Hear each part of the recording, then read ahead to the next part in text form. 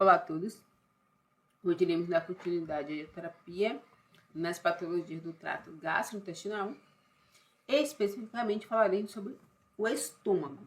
E antes de adentrarmos no assunto das doenças que acometem esse órgão, quais cuidados alimentares ou recomendações devemos ter para tratar as doenças, vamos falar sobre qual é a função inicialmente do estômago. Então, o estômago é o órgão responsável pela segunda etapa da digestão, principalmente de proteínas, ou seja, no estômago vai se interromper a digestão dos carboidratos que começam lá na boca e vai iniciar a digestão das proteínas.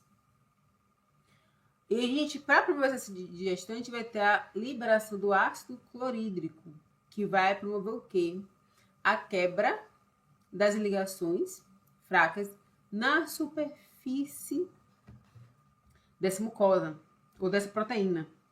Então, eu começo a digerir as ligações fracas para depois vir a pepsina e quebrar as ligações fortes, dar continuidade a essa digestão, a essa quebra. Além disso, a gente vai ter a liberação do fator intrínseco, que é extremamente importante para a absorção da vitamina B12. E o fator intrínseco, ele depende do ácido clorídrico. A gente vai ter a absorção também de pequenas quantidades de água no estômago e substâncias dissolvidas. No estômago, a gente também tem uma pequena quebra de gordura através da lipase estomacal, mas essa quebra não é tão significativa assim quanto no intestino, que é onde ocorre a digestão, né, de 90% ou 99% da gordura. A gente também tem a absorção do álcool no estômago, por isso que se recomenda não fazer o uso de bebida alcoólica de estômago vazio. E o estômago também vai ser o reservatório para a liberação controlada do alimento para o intestino delgado. E qual é a função do ácido clorídrico? Então, o ácido clorídrico, ele não vai somente quebrar as ligações da proteína, ligações fracas, ou seja, iniciar a digestão das proteínas, nem liberar ou produzir fator intrínseco, estimular a produção. Então, ele vai transformar o pepsinogênio, que é a enzima inativa, em pepsina, que é a forma ativa, e que vai também atuar na digestão das proteínas. Vai estimular a produção e liberação do fator intrínseco pelas células parentais, que são extremamente importantes para a absorção da vitamina B12. Ela se liga a B12 e promove essa absorção. Tanto é que pacientes que têm ou que fazem cirurgia bariátrica, eles acabam tendo que fazer o uso da vitamina B12 o resto da vida, porque eles perdem a parte do estômago que produzem esse fator intrínseco. Vai ser também importante para a absorção de nutrientes, principalmente nutrientes que dependem dessa acidez para sofrerem uma oxidação e terem a sua absorção feita, como é o caso do ferro, magnésio, cálcio e zinco. E quando eu tenho baixa produção de ácido clorídrico, eu comprometo a absorção desses nutrientes. E também ele vai controlar a população bacteriana, seja através da alimentação com que a gente come, ou seja através das bactérias do intestino que podem vir para o estômago. Claro que, a depender de como esteja essa acidez, eu não vou conseguir eliminar populações bacterianas que não é para povoar o estômago, para estarem presentes no estômago. Que aí entra a questão da gastrite, que vai interferir nesse controle populacional bacteriano. Então, o estômago ele é dividido em 4 partes. Internamente, ou no lumen desse órgão, que é a parte interna do trato onde passa o alimento, ele vai ser recheado de rugosidades, que vai ter um papel importante, principalmente na liberação, né? Células específicas para a liberação das enzimas que são liberadas aqui, que eu falo mais em fisiologia, quais são as enzimas e como elas estão relacionadas e ligadas. E também no processo de contração, onde a gente vai ter a mistura desse bolo alimentar às enzimas. Então, a gente vai ter o fundo, que é a parte superior. Ela está próxima ao esfíncter esofágico superior. A porção mais alta serve como reservatório de alimentos, onde o alimento sólido é depositado em camadas e o líquido vai escorrendo pela parede. A gente vai ter o corpo e o antro pilórico, que é a parte central, onde a gente vai ter a secreção das enzimas digestivas, que vão se misturar ao bolo alimentar através das contrações, ajudando a produzir o quimo. Esse quimo que vai ser liberado para o intestino, através do piloro, que é a parte final do estômago, onde vai ter lá um esfíncter que vai controlar a saída desse quimo para o intestino delgado. Então, a gente vai ter essas partes, cada uma com a sua função e a sua importância. Então, o paciente, quando começa a ter algum problema de estômago, apresenta alguns sintomas, como dor, pirose, que a gente chama de azia, vômitos, ardor e sensação de plenitude pós-prandial, que é aquela sensação de cheio ou empachado após se alimentar. E o que vai interferir no funcionamento gástrico vai ser a qualidade e o tipo de alimento que a gente consome. Então, são alimentos mais ultraprocessados, processados, ou alimentos in natura. Né? Qual é a qualidade dessa alimentação? Porque o alimento in natura, ele vai ajudar a recuperar essa mucosa. Mas também eu vou depender da forma que eu estou preparando esse alimento.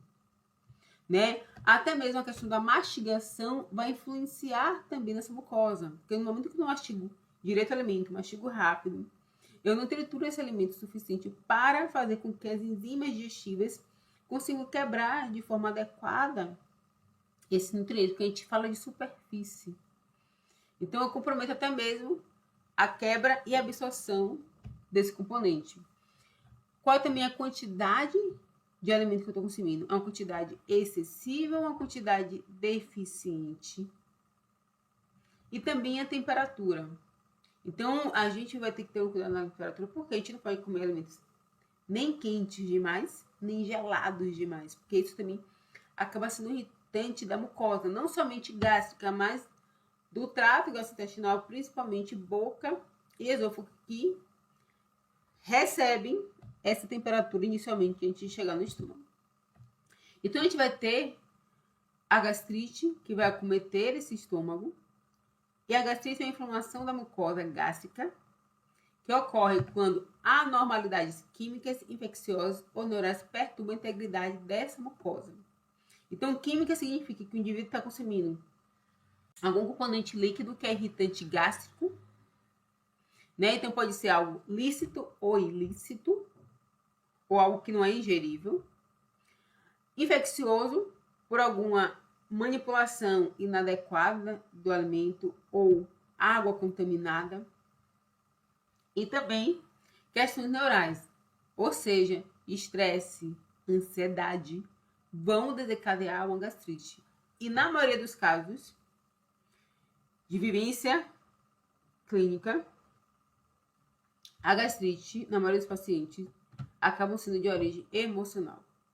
Então, a gente faz o cuidado alimentar, mas o paciente precisa trabalhar o estresse, reduzir o estresse, para que eu possa melhorar essa gastrite ou até mesmo recuperar essa mucosa e não ter mais gastrite. Então, isso vai depender muito de paciente para paciente, essa questão do manejo emocional. Então, a gente vai ter dois tipos de gastrite, a aguda e a crônica.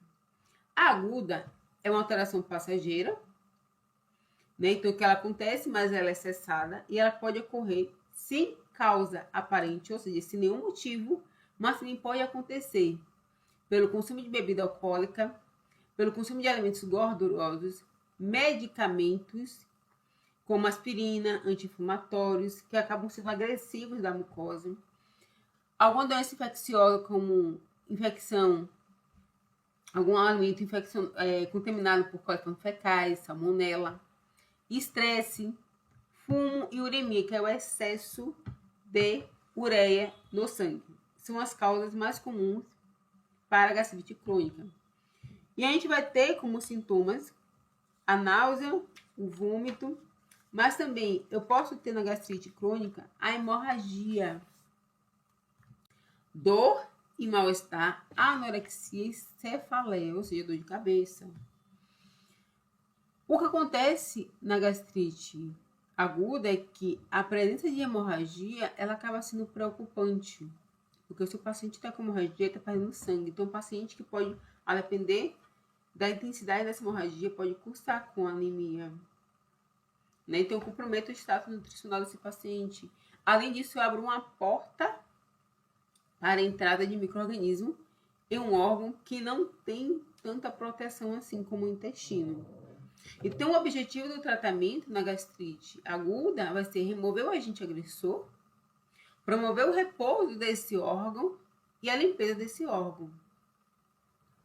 Então, promover a limpeza, o paciente vai precisar ficar um período sem se alimentar via oral.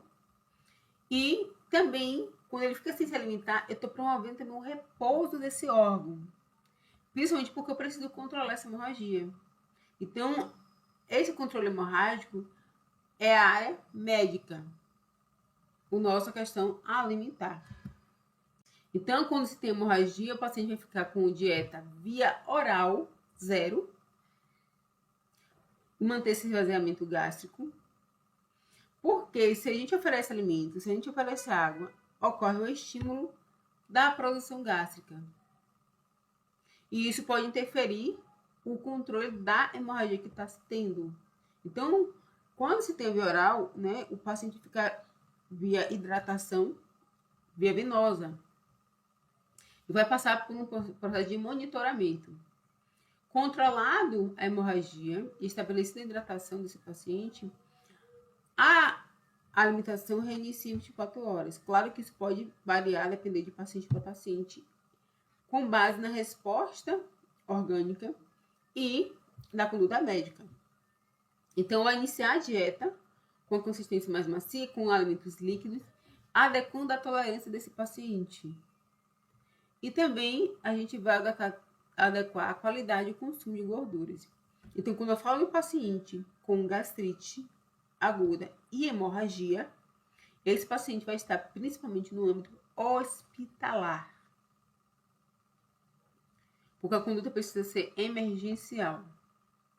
Já a gastrite crônica, a gente consegue controlar e tratar em casa, em ambulatório, sem problema nenhum. Porque ela não é tão danosa, muitas vezes, quanto a gastrite aguda. Claro que vou ter exceções, principalmente se tiver úlceras profundas, porque para tratar se torna mais difícil. Então, a gastrite crônica pode ser de causa imunológica, doenças granulomatosas, ou seja, quando a gente fala de imunológico, significa que o sistema imunológico está agredindo essa mucosa. Granulomatosa, quando a gente tem alguma doença, como doença de Crohn. E a doença de Crohn, a gente sabe que ela pode acontecer da boca ao ânus, então posso ter uma ferida que pode acometer qualquer uma dessas partes. E o estômago não está separado disso. A ingestão excessiva de álcool e de fumo, irradiação e uremia. Sendo que a gastrite também crônica, ela também vai ter relação com estresse. Então, o estresse hoje tem uma relação muito grande com a gastrite crônica. E o estilo de vida vai também intensificar esse processo. E que a gente precisa ter um olhar e um cuidado para ajudar esse paciente. Além disso, na gastrite crônica, a gente pode ter a presença da H. pylori. Sendo que é mais comum ter a presença de H. pylori do que não ter. Mas eu posso ter gastrite crônica sem H. pylori, sem problema nenhum. Isso pode acontecer. Onde 10 a 15% das pessoas que estão infectadas com H. pylori desenvolvem úlcera com sintomas. E aproximadamente 1% desenvolve câncer de estômago, porque a gente tem uma alteração das células dessa mucosa, que vão gerar o desenvolvimento de um câncer.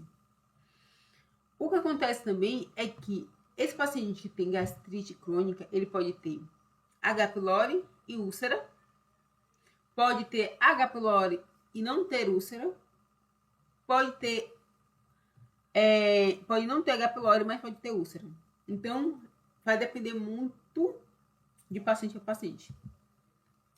E quando a gente tem H. pylori presente no estômago, significa que a gente tem uma alteração do pH, ou seja, o pH desse estômago não está tão ácido assim. Né? Então, existe na literatura falando, e aí tem área médica que diz que não, que sim, que a bactéria, que a H. pylori é através da alimentação.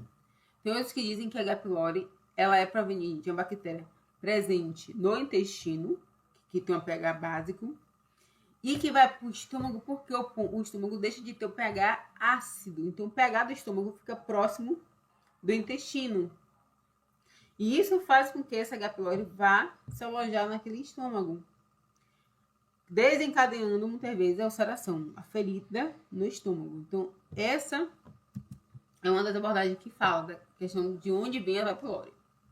Então, quais são os sintomas na gastrite crônica? Náuseas, vômito, desconforto abdominal, pode ter azia, pode ter mal-estar, dificuldade de digestão, com empachamento. Isso vai depender muito de paciente para paciente e de alimentos também que vão influenciar. Além disso, o paciente pode ter anemia perniciosa, principalmente se a gastrite dele foi de origem autoimune, porque eu começo a agredir as células e a agressão dessas células vai comprometendo, né, essas células, causando atrofia. A gente vai ter a hipocloridria ou a hipergastrinemia. A hipocloridria na gastrite significa que esse paciente está produzindo pouco ácido clorídrico. Essa baixa produção pode ser em decorrência da agressão às células imunológicas,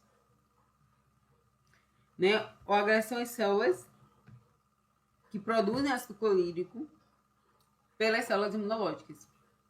Então, acaba tendo uma atrofia celular que diminui a produção de ácido clorídrico. Já a hipergastrinemia significa que se produz gastrina em excesso, e essa gastrina vai estimular a liberação de ácido clorídrico. Ou seja, aumentando a produção desse componente que pode não ter alimento suficiente. Ou o paciente ter que diminuir o intervalo de alimentação. Se ele se alimentava de 3 em 3 horas, a gente coloca a alimentação dele de 2 em 2 horas, porque ele está sentindo desconforto gástrico nesse intervalo muito grande ainda para ele. Então, eu preciso fazer esses ajustes. Então, a gente vai ter a atrofia ou a perda de células parietais no estômago que vão secretar ácido clorídrico em pequena quantidade, ou deixar de liberar ácido clorídrico, que a gente chama de acloridria, afetando porque a transformação do pepsinogênio em pepsina e a liberação do fator intrínseco, ou seja, eu dificulto a digestão desse nutriente e a absorção da vitamina B12, assim como de outros micronutrientes. Eu comprometo o estado nutricional desse indivíduo. Então, a gente vai seguir os moldes adotados para úlcera e gastrites, como conduta nutricional, e ter um cuidado com a acidez gástrica, através do menor estímulo provocado pela alimentação, ou seja, utilizar alimentos que promovam a recuperação dessa mucosa, que não exigem a liberação de tanto ácido clorídrico assim, para causar irritação. Claro que quando a gente tem gastrite, tem um fator muito importante. Significa que esse paciente está tendo dificuldade de produzir muco. O muco é produzido por células estomacais. Qual a função do muco? Proteger a mucosa do estômago da agressão do ácido clorídrico. Então, se ele está produzindo pouco muco, eu posso utilizar estratégias fitoterápicas para estimular a produção desse muco, que a gente vai ver mais lá no finalzinho. Mas dando continuidade à gastrite. Então, a gastrite é uma inflamação que pode ser acompanhada de úlcera gástrica ou úlcera péptica. A úlcera vai ser uma lesão na mucosa. Essa mucosa pode ser tanto gástrica como duodenal. Porque se eu estou produzindo ácido clorídrico o suficiente, né? Além disso, esse quimo que sai do estômago, ele sai ácido e chega no duodeno. Então, ele entra ácido no duodeno e o duodeno vai liberar bicarbonato para modificar esse pH. Então, o tempo que esse quimo vai levar ali, em contato com a parede, até que o bicarbonato seja liberado e promova essa mudança de pH, a gente tem uma agressão dessa mucosa. Então, vai depender muito da quantidade de ácido clorídrico que está sendo produzido e liberado nesse estômago. Então, voltando, a úlceras é uma lesão na mucosa gástrica ou do duodeno proximal, produzida pelo ácido sobre a mucosa, desencadeando o quê? Uma inflamação. Então, doença crônica de etiologia desconhecida que pode ter ou não a presença da H. pylori, porque o paciente pode ter H. pylori, eliminar H. pylori e continuar com a gastrite crônica, por causa do psicológico, do emocional, do estresse do dia a dia. Então, possui surtos de ativação e período de remissão. Então, eu posso melhorar a gastrite, eliminar a H. pylori e voltar novamente a ter gastrite, mas sem H. pylori ou com H. pylori. Isso vai depender muito de cada paciente, como cada organismo vai responder. Então, na imagem aqui, a gente tem praticamente onde as úlceras pépticas geralmente acometem o estômago. Então, 10% é parte do corpo e fundo, 64% em uma parte do corpo, 1% em outra parte do corpo e antropilórico, 25% no piloro, 90% em uma parte do duodeno e outro 10% em outra parte do duodeno. Então, o que acontece? Todo o estômago, assim como a parte inicial do intestino delgado, eles podem ser acometidos por úlceras, que são feridas na mucosa. Então, o ácido clorídrico, qual a função dele? Quebrar proteína. O que o estômago, o intestino ou o nosso trato digestório é? É proteína, é massa muscular. Então, ele começa a corroer, já que não tem alimento, vamos corroer essa proteína. Então, ele começa a criar feridas nessa mucosa. E quanto mais profunda essa ferida, mais difícil a cicatrização. Maior é o cuidado que esse paciente deve ter. Porque essa ferida, ela pode desencadear uma alteração celular. E aí o indivíduo vem a desenvolver um câncer. Então, 70% das úlceras acontece na região próximas ao estômago e 90% no intestino. A úlcera, além da gente ter essa ferida que eu falei que vai se aprofundando, ela pode causar uma perfuração. Ou seja, ela pode causar furar essa parede e botar esse órgão em contato com o meio externo. Além disso, eu posso também causar um estreitamento. Posso ter um estreitamento, que a gente chama de estenose. Né? Então, o estreitamento dessa ferida, o estreitamento no órgão. O paciente também pode apresentar sangramento, porque se eu estou tendo uma corrosão de mucosa, nessa mucosa a gente tem vasos sanguíneos, então o paciente pode apresentar hemorragia, que a gente chama de hematêmese. E aí o paciente vai fazer igual o paciente de dieta de gastrite aguda, dieta zero.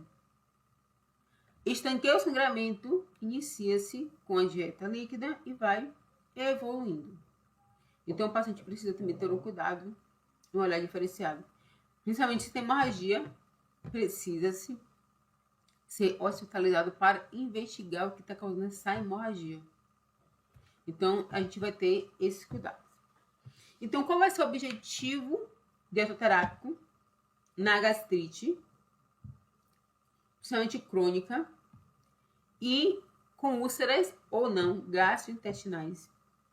Então, o objetivo vai ser recuperar a mucosa gastrointestinal, reintegrar essa mucosa, deixar ela íntegra, adequar a ingestão de proteína e buscar reduzir as carências nutricionais, porque a carência não vai ser só de ferro, vitamina B12, cálcio, zinco e magnésio, mas também vai ser de proteína também, que eu posso comprometer.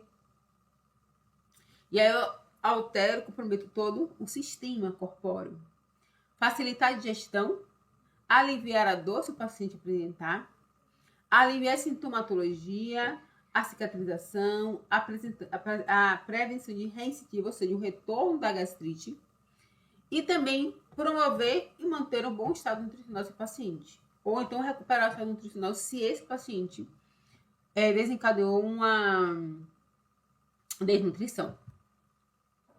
Então, a dieta, ela vai ter que ser normo ou hipo ou hipercalórica, vai depender muito do estado nutricional, quando eu falo disso aqui. O suficiente para recuperar esse estado nutricional.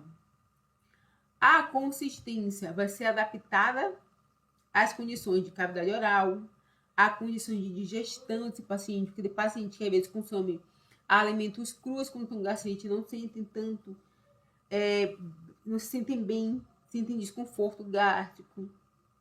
Então, se ele sentir desconforto, eu vou mudar para uma dieta branda. A temperatura, uma temperatura morna, nada de alimentos quentes nem gelados demais, que isso também vai irritar essa mucosa que tem processo de recuperação. E eu vou, praticamente, reduzir o volume e aumentar o fracionamento. Ou seja, esse paciente vai fazer de 6 a 8 refeições ao longo do dia, evitando períodos de jejum prolongado. Quanto mais tempo ele fica em jejum, maiores são as chances dele começar a ter desconforto. E quando a gente fala de evitar esse desconforto, tem um fator extremamente importante. É que o indivíduo produz ácido clorídrico simplesmente em ver um alimento e sentir o cheiro. Porque existe o eixo estômago e cérebro, que controla essa questão de produção de ácido clorídrico, que estimula o indivíduo, né, a sentir fome, a sentir saciedade. Então, isso vai acontecendo e eu preciso ter esse cuidado. Então, a gente vai ter alimentos que vão ser positivos na terapia nutricional, como os vegetais em geral, onde as fibras vão agir como um tampão, ou seja, controlando de certa forma, ajudando no pH, ou reduzindo um pouco esse pH. Também reduz a concentração de ácidos biliares e o trânsito intestinal, ou seja, faz com que o esvaziamento gástrico seja de forma lenta. Então, consequentemente, esse paciente acaba ficando mais saciado por mais tempo e até mesmo para dar o tempo para a próxima refeição. Então, a gente consegue ter esse trabalho. Além disso, a gente vai ter as frutas cítricas que vão ser importantes. E aí, a fruta cítrica, os médicos, tem médicos que vão proibir. Por que vão proibir as frutas cítricas? Por causa da acidez. Só que a acidez do estômago não é igual à da fruta. Além disso, tem um fator. Observar a tolerância do paciente em relação a essa fruta ácida. Porque eu posso colocar uma fruta ácida misturada com outras frutas doces ou com outros alimentos sem desencadear dor a esse paciente. Porque vai ter frutas ácidas que praticamente vão ser extremamente importantes para ajudar, às vezes, na oxidação de alguns nutrientes, de ajudar na absorção de alguns nutrientes. Então, é sempre observar a tolerância no consumo desses alimentos. Então, a fruta ácida eu não tiro do meu paciente, eu peço para ele observar. E outra, uma experiência própria em relação a isso. Por exemplo, eu já tive gastrite com a presença de H. pylori e, por exemplo, laranja quando eu consumia no almoço, como a sobremesa, o que acontece? Eu sentia desconforto por causa do bagaço da laranja. Então eu já percebi que a laranja não me ajudava. Então o que eu fiz? Tirei a laranja. Então é observar como é que o seu organismo está agindo. Porque o corpo ele fala. A gente aqui não presta atenção no nosso próprio corpo. Então a fruta cítrica ela é mantida na conduta. O que a gente vai evitar é café, mate, chá preto, porque a cafeína leva ao aumento da produção gástrica. Evitar bebidas alcoólicas que são irritantes também. Refrigerantes à base de cola, porque também são irritantes, mas também o que eles fazem provocam a distensão gástrica. E aí dificulta a digestão. Eu aumento a quantidade de gás, eu aumento a pressão nesse estômago. Além disso, eu diminuo a produção, eu diluo o ácido clorídrico, então dificulta a digestão. Chocolates, pimentas, condimentos também são irritantes gástricos. Açúcares simples, porque eles vão fermentar e causar azia. Carnes vermelhas, que são ricas em purinas, que é um componente presente principalmente nas carnes vermelhas, mas vai ter vegetais que vão ter purinas. Então, a purina, ela aumenta a produção de ácido clorídrico. E aí, consequentemente, eu posso desencadear uma dor, posso desencadear uma azia, posso desencadear um desconforto, uma dificuldade de digestão. E também gorduras saturadas e trans, porque elas vão retardar a digestão, porque elas demoram mais tempo para serem digeridos. Então, alimentos gordurosos eu acabo tendo que evitar também nesse processo. O que a gente precisa é fazer com que a digestão ela não seja rápida demais, mas também não lenta demais. Eu preciso controlar, porque se esse paciente leva muito tempo para fazer digestão, a próxima hora da refeição, muitas vezes, ele não vai fazer. E se ele fizer, ele vai comer aquilo que a gente passou, só que ele ainda vai sentir cheio. Então, eu vou aumentar o desconforto desse paciente. Então, é utilizar aquela estratégia de observação, principalmente do paciente. Como é que está sendo a rotina dele com relação a esse processo digestivo. E aí, a gente entra na questão do mito em relação ao leite, né? Que é a pessoa que tem gastrite toma leite para diminuir a azia. O que acontece? O leite, ele vai fazer um alívio imediato dessa azia, só que ele vai levar um efeito rebote. Ele cria um tampão, porque você pega o ácido clorídrico, que está ali, causando desconforto, para quebrar proteína e cálcio. Só que, ou para quebrar proteína, desculpa. Mas vai promover a oxidação do cálcio. Só que quando você consome, ele faz esse alívio, mas depois ele percebe que a quantidade de ácido clorídrico que tem ali não é suficiente para quebrar a proteína do leite que você consumiu. Aí o que acontece?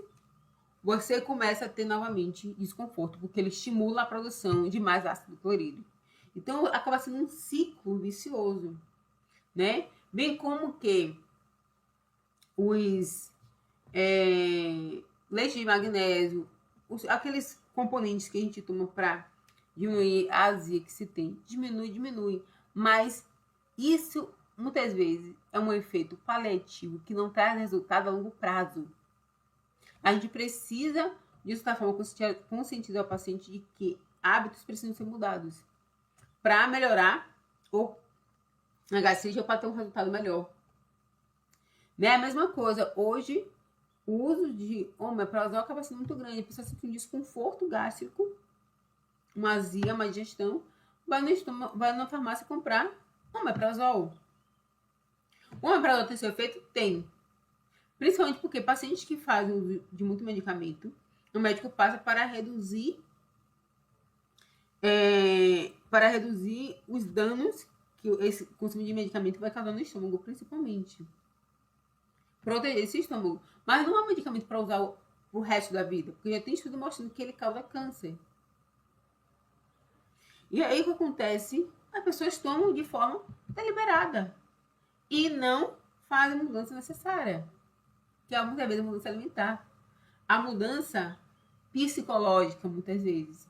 E que muitas vezes também ele desconhece que a causa raiz é, às vezes, uma alimentação, um estilo de vida, um estresse, uma alteração emocional. Então, a gente precisa trazer consciência, muitas vezes, para o paciente em relação a isso. Além da gastrite e da gastrite crônica aguda, a gente vai ter algumas alterações que não necessariamente podem não levar a uma gastrite, como a acloridria e a hipocloridria. A cloridria significa que o estômago não está produzindo ácido clorídrico. Hipocloridria significa que ele está produzindo em pouca quantidade. Então, ou seja, o estômago é incapaz de secretar ácido clorídrico quando o pH fica maior que 6,5 após o máximo de estímulo. Então, quando eu tenho essa baixa produção de ácido clorídrico, o que acontece? Ocorre a interferência na secreção e funcionamento da pepsina nesse meio ácido. Se eu tenho essa interferência, o que acontece? Eu interfiro na quebra da proteína, na digestão dessa proteína. E quem vai ficar responsável por quebrar, praticamente, essa proteína, na sua maioria, vai ser a tripsina, que é liberada pelo pâncreas, na forma de tripsinogênio. Então, o intestino vai ficar responsável para promover a quebra. E isso vai fazer com que eu tenha um comprometimento na absorção dessa proteína. Então, o paciente pode desencadear uma anemia, uma baixa produção de células imunológicas, baixa produção de enzimas que dependem, por aí vai. Então, já a cloridria, a gente vai ter como causa a malnutrição prolongada, zinco e B6 pode causar a cloridria, ou seja, significa que para produzir ácido clorídrico a gente depende de vitamina B6 e zinco, consumo excessivo de açúcar e gorduras, estresse, alimentação excessiva, H. pylori, uso de antiácidos e bloqueadores de bombas de próton, que é o omeprazol, que a gente conhece. Então, se a gente for ver, o paciente muitas vezes não tem gastrite, mas ele tem uma hipocloridria. Porque hoje a gente tem pessoas que têm estresse, têm uma alimentação excessiva, faz uso de antiácidos, bloqueadores de prótons, consome açúcar e gordura de forma excessiva. E aí o que se faz é trabalhar a conduta. Por quê? Para eu saber que ele não tem gastrite, ele só está com hipocloridria, praticamente depender do exame da endoscopia que o gastroenterologista vai fazer. E aí, se ele não tem gastrite, significa que a gente precisa trabalhar a alimentação desse paciente para promover a adequação alimentar e fornecer os nutrientes necessários. Aí, o paciente que tem hipocloridria vai sentir distensão abdominal, eructação, queimação, flatulência imediata após a refeição, indigestão, diarreia ou constipação, sensação de empachamento após comer, restos alimentares mal digeridos nas fezes, língua branca, mau hálito. Além disso, pode ter artrite, câimbras musculares, alergia alimentar, desenvolver artrite, câimbras musculares, alergia alimentar, parasitas intestinais, flora bacteriana alterada, unhas fracas, náuseas após consumir suplementos. Então, a gente vai ter essa diversidade. A hipocloridria, a gente consegue fazer a mudança com a alimentação. Eu posso fazer o uso também de enzimas digestivas para ajudar nesse processo. Vou fazer o uso de fitoterapia também para ajudar na melhora dessa produção de ácido clorídrico. Além disso, a gente vai ter diferentes sintomas para hipo e para hipercloridria. A hipocloridria, ele vai estar sempre com eructação, ou seja, arrotando, porque ele não está conseguindo digerir esse alimento. Ele está com excesso também de gás, produzindo gás. Esse gás pode ser produzido pelo quê? Pela fermentação de açúcar. Pelo excesso de açúcar que ele consome e de gordura que vai fermentar, principalmente carboidrato que vai fermentar. Já na hipercloridria não tem eructação. Pode acontecer. Vai ter azia em ambas, Porque aqui eu estou produzindo pouco, aqui eu estou produzindo em excesso. Então, aqui eu tenho, praticamente, baixa produção de ácido clorídrico para digerir o alimento, que vai causar desconforto. Aqui eu tenho excesso, que não vai ter, às vezes, alimento suficiente. Na hipocloridria, eu posso ter desconforto e dor após as refeições. E a digestão das proteínas vai ser mais lenta, porque eu tenho pouco ácido clorídrico. Já na hipercloridria, a gente vai ter dor e desconforto quando em jejum e aliviado pela comida. A digestão normal de proteínas. E uma diferença do outro também vai ser o fracionamento. O fracionamento de um para o outro vai ser diferente. Até mesmo o volume também vai sofrer influência nesse processo de tratamento. E para fecharmos, a gente tem a fitoterapia nesse manejo nutricional. Então, na fitoterapia, a gente pode utilizar alguns chás que tem o princípio amargo, que tem como função estimular a salivação, estimular a produção de ácido clorídrico e a concentração estimular a contração da vesícula e essa questão pancreática, ou seja, porque a proteína, a gordura, o carboidrato vão continuar sendo digeridos no estômago ou no intestino. E essa digestão ela vai acontecer principalmente pelas enzimas liberadas pela vesícula e pelo pâncreas. Então, eu posso me auxiliar nesse processo digestivo, né? Já começar a preparar esses órgãos para produzir essas enzimas e serem liberados. Então, a gente vai ter a erva doce, o gengibre, a cavalinha, o boldo, o hortelã, o alecrim e o anis, que vão ajudar no processo de digestão e também, no caso da erva doce, vai reduzir, por exemplo, as gases. Então, eu posso fazer esse manejo. Se meu paciente não gosta de chá.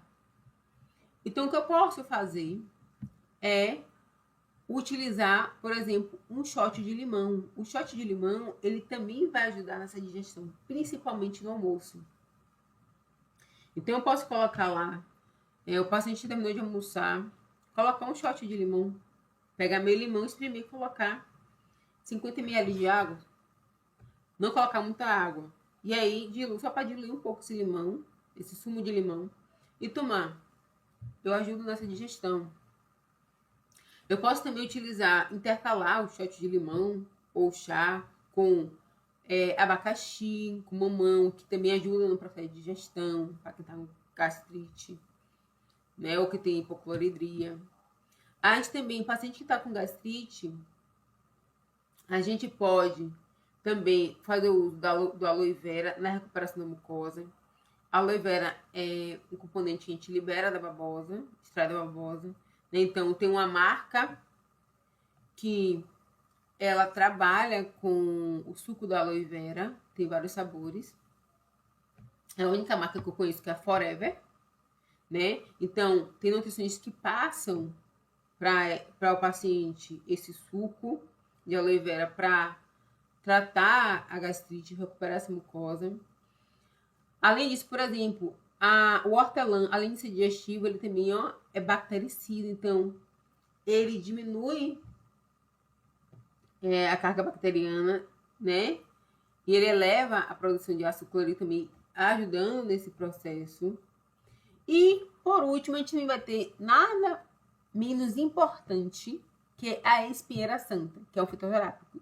E assim, a gente não tem um outro substituto para ela, porque a espinheira santa, ela vai estimular a produção de muco, que eu falei lá no início. Qual é a função do muco? Eu não falei, eu fiquei na dúvida. O muco, qual é a função dele? É proteger a mucosa. Então, quando a gente vai se alimentar, esse estômago já está protegido por esse muco. Então, o ácido clorídrico, a pepsina não são agressivos para essa mucosa. O que acontece na gastrite é que a gente não tem produção de muco. Então, o que a gente precisa fazer é estimular a produção de muco. Então, eu posso oferecer ao meu paciente o uso do chá de espinheira santa sempre 30 minutos antes das principais refeições, para proteger essa mucosa. E ele vai ter o mesmo efeito do omeprazol. Sendo que ele produz o muco. O omeprazol ele não produz o muco. Ele diminui a produção de prótons de hidrogênio, que consequentemente vão diminuir a produção de ácido clorídrico. E assim vão desencadear vários outros processos. Então, a gente fecha aqui a questão dos cuidados dietoterápicos no manejo nutricional da gastrite, seja ela aguda ou seja ela crônica. Sendo que esse manejo final da fitoterapia a gente consegue fazer em ambulatório, a gente não consegue fazer muito em âmbito hospitalar. Então, agradeço a todos, espero que tenham compreendido e ajudado. Qualquer dúvida vocês colocam nos comentários.